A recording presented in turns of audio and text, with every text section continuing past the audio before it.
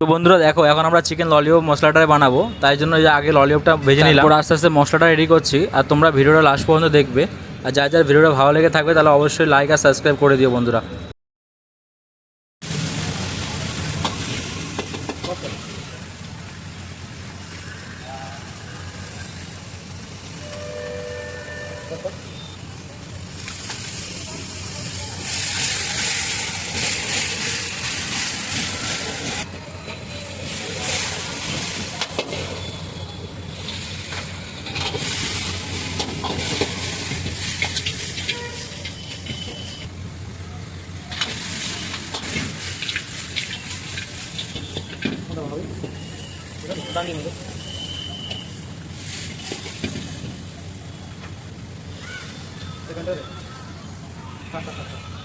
ভালো